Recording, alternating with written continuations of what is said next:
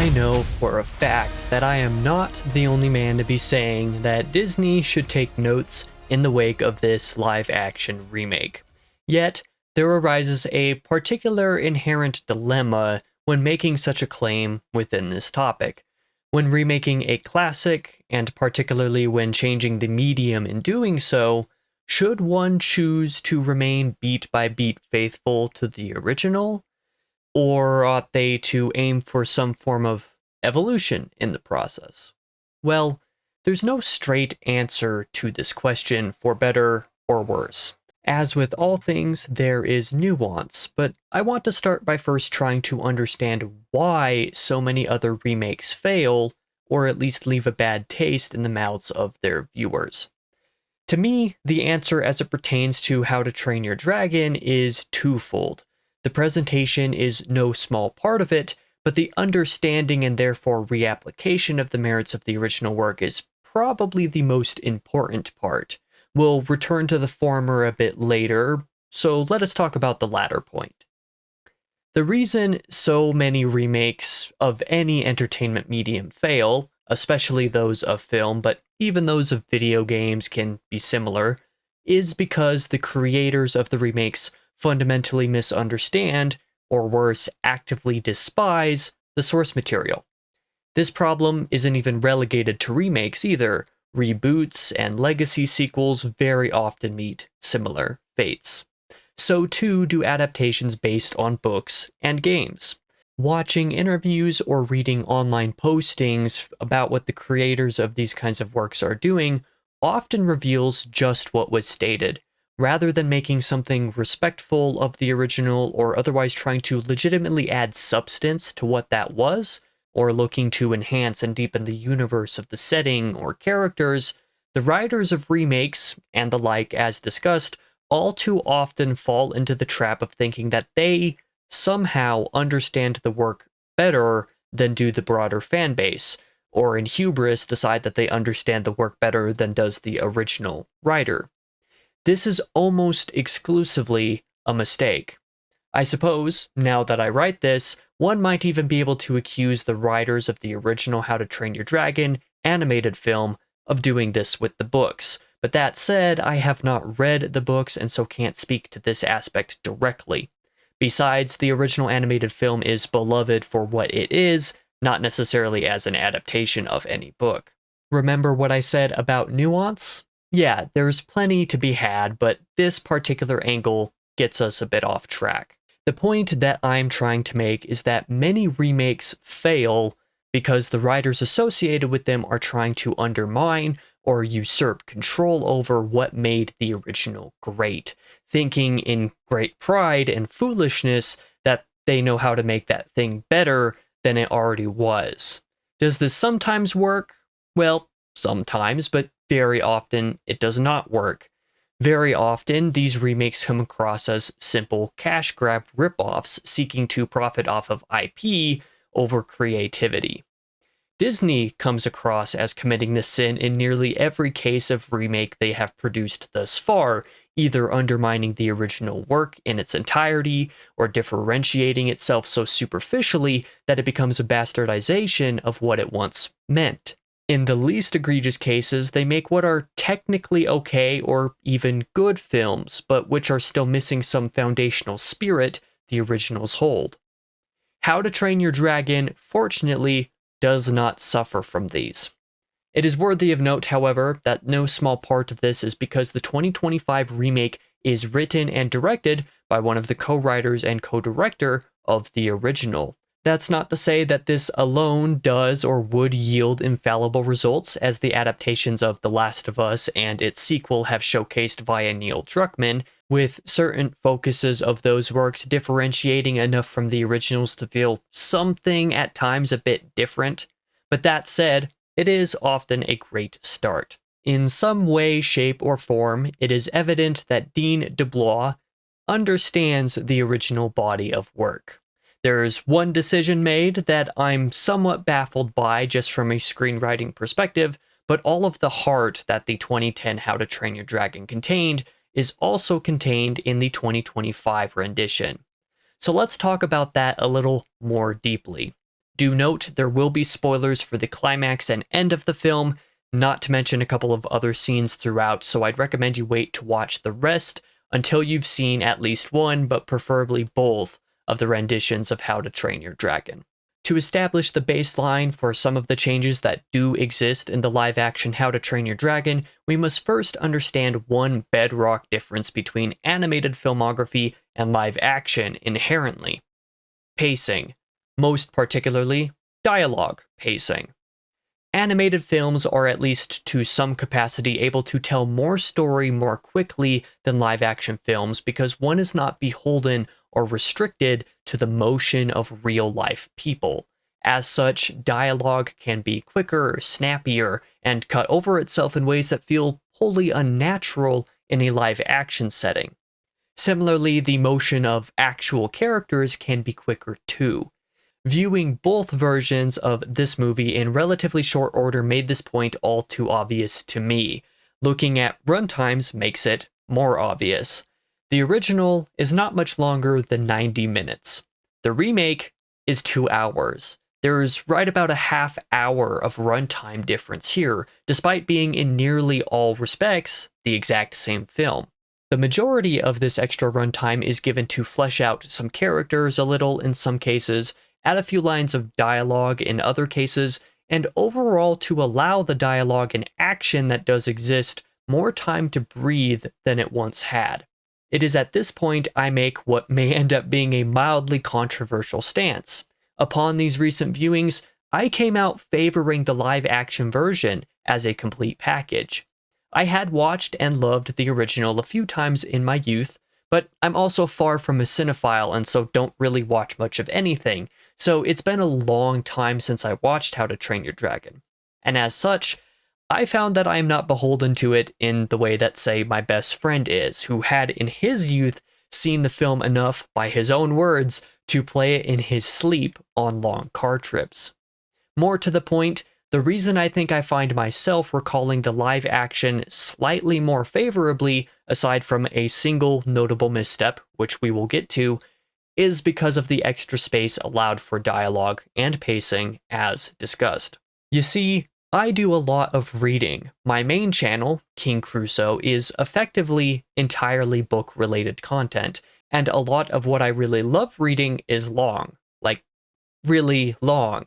The same goes for video games. Many of the games I play and enjoy the most are decently lengthy, and I often try to 100% them, as much that I find that to be worth, anyway. In this way, the type of story pacing as a broader rule that I am used to and most fond of is much different, longer, than films can basically ever hope to be.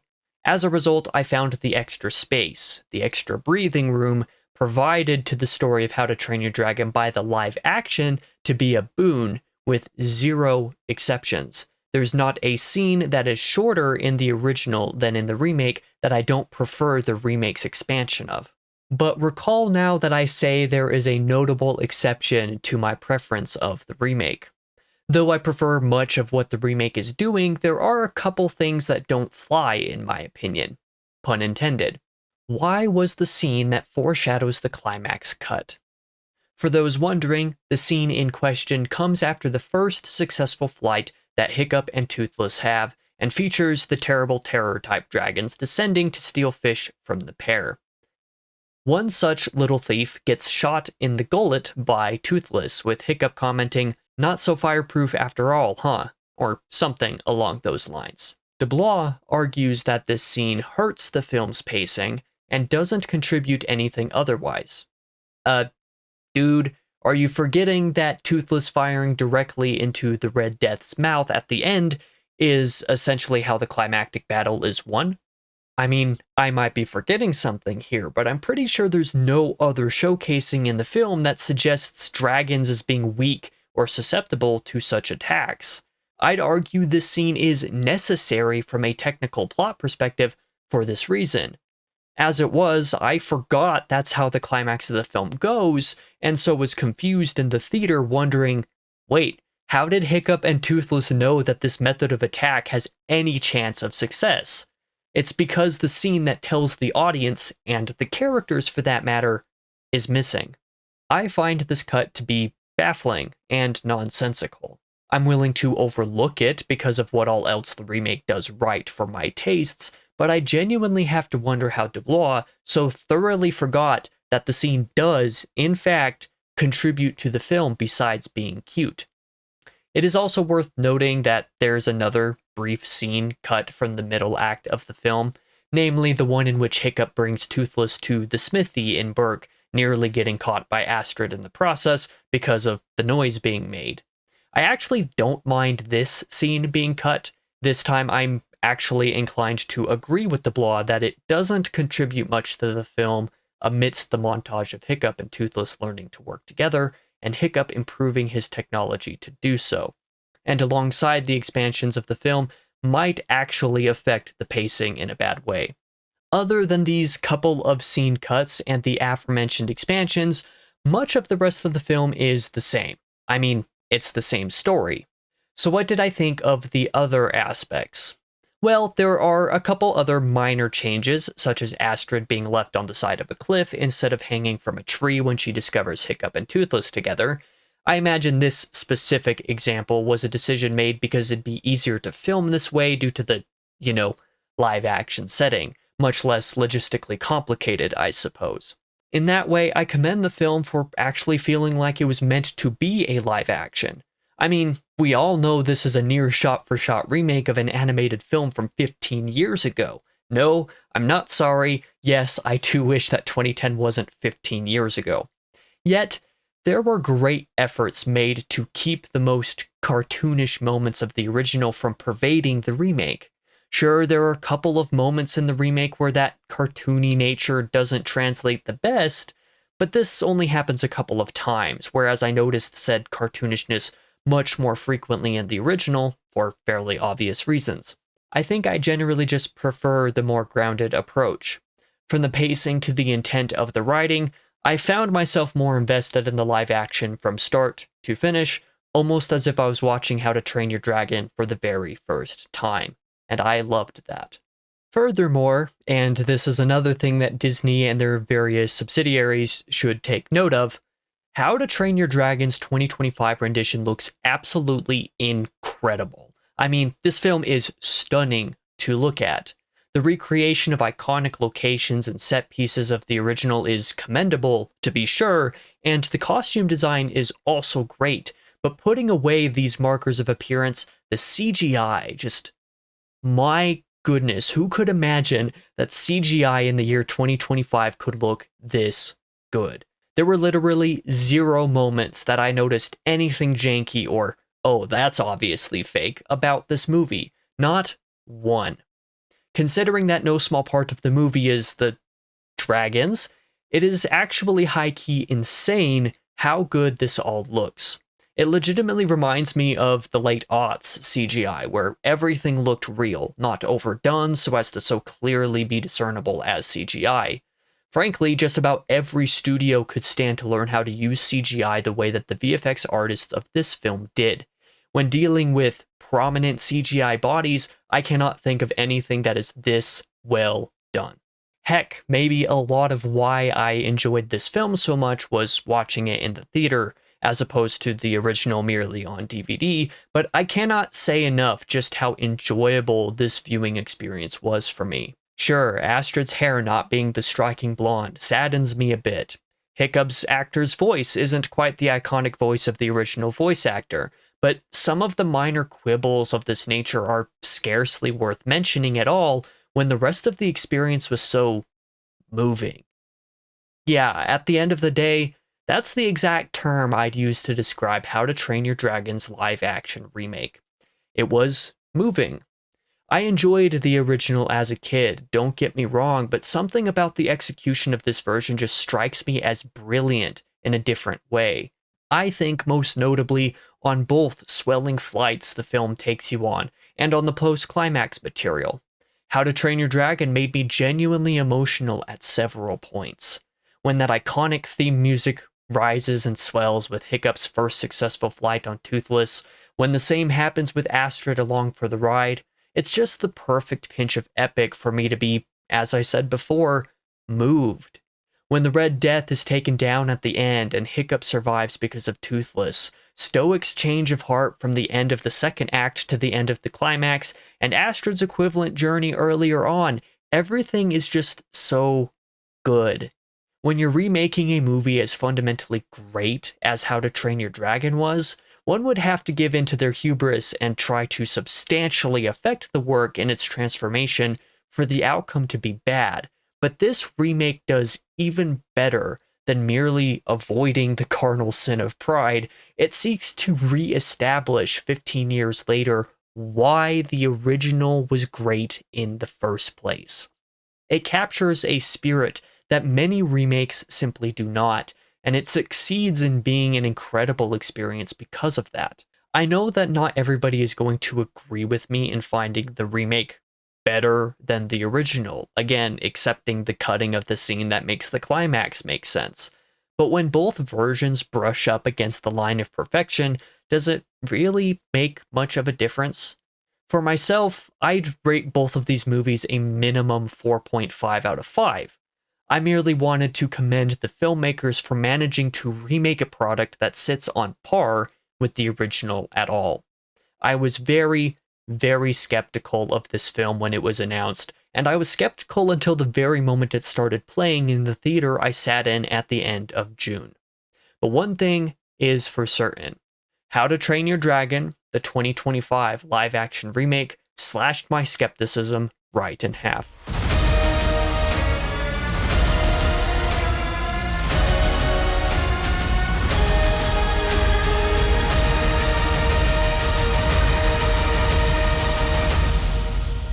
Thank you for watching this video. This is the first episode of Movie Magic, what I am intending to be a film-related series that is relatively regular and ongoing on this, my second channel, King Crusoe II, and I hope you had a good time with it. I genuinely really enjoyed writing this review. I wrote it all in one morning. It just really struck and was like, yeah, this is what I want to say about this movie, and I think that my comparisons of the original version and this remade version were generally pretty okay. Let me know what you thought in the comments down below of the review, of my thoughts, which version you prefer, although I'm fairly confident that the vast majority of people are going to say the original is better, and more power to you. I don't think you're necessarily wrong in making that statement. If you have any other feedback for this video, again, shout those down in the comment below, and I'll see you guys in a couple weeks. The next episode of Movie Magic will be about the How to Train Your Dragon trilogy, as I go and rewatch the second movie here very soon, and watch the third movie, I'm pretty sure, for the first time, so that'll definitely be an adventure. For now, I've been your host, King Crusoe. You can call me KC, and I hope to see you guys there.